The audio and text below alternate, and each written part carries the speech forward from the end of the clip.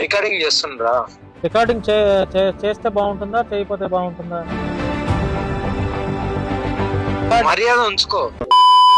నీ మీద దాడి చేయడానికి ఓ పెద్ద యుద్ధమే జరగాలి. ఒక కత్తి చాలదా, ఒక కన్ను చాలదా?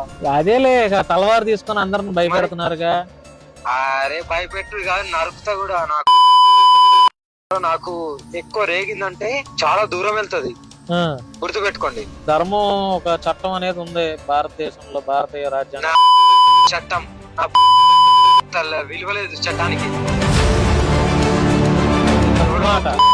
అంబేద్కర్ అని నా కొడుకు. కానీ అంబేద్కర్ గారిని అయితే అలా అనకూడదు మీరు. ఓకేనా? అంబేద్కర్ అంటూ నా రాసుకోండి. తప్పండి, అట్లా అనకూడదు. ఆయన మహానుభావుడు అంబేద్కర్. రెచ్చగొడుతున్నారు, మరీ రెచ్చగొడుతున్నారు. మీ అమ్మ పెట్టుకో, కేసు పెట్టుకో. నరుకుతాను. ఈ అమ్మ అడ్రస్ తెలుసుకొని వచ్చి ఎదురు చూస్తా ఉంటాం మీరు నరుకుతారని చెప్పి.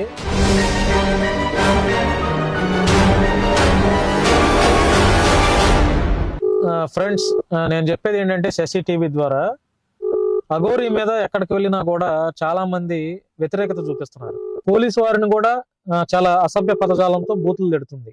సొసైటీకి శాంతి భద్రతలకు విఘాతం కలిగించకుండా రక్షక భటులుగా ఉన్నటువంటి పోలీసు వారిని కూడా ఇష్టం వచ్చినట్టు బూతులు తిడుతుంది.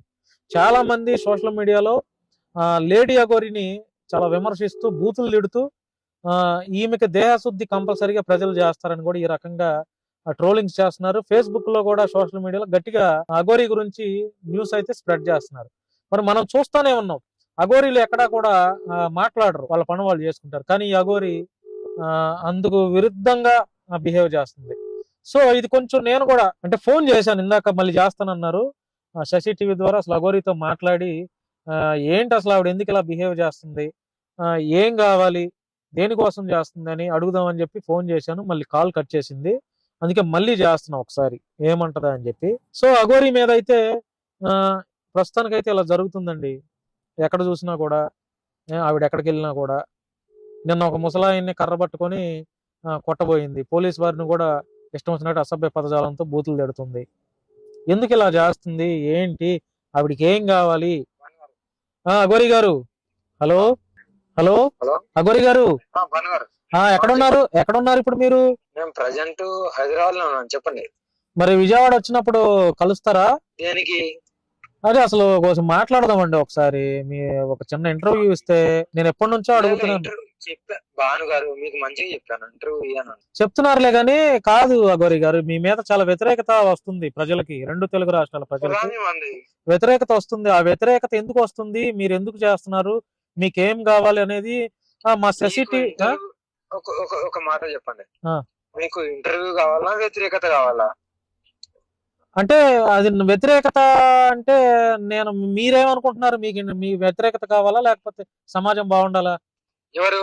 మీకు మీకు నాకేం కావాలన్నది నాకు తెలుసు. వ్యతిరేకత గురించి మీరు ఇప్పుడు అడుగుతున్నారు కదా. అంటే చాలా మంది మీకు తెలుసు మిమ్మల్ని చాలా వ్యతిరేకంగా చూస్తున్నారు. మిమ్మల్ని చూడనివ్వండి, మీరు అసలు అఘోరి కాదు అని చాలా మంది ప్రజలు డిసైడ్ అవుతున్నారు మీరు చేసే పనుల వల్ల. అంటే అలా మీకు నష్టం జరుగుతుంది కదా, మీరు అనుకున్న ధర్మాన్ని మీరు చేయలేరు కదా.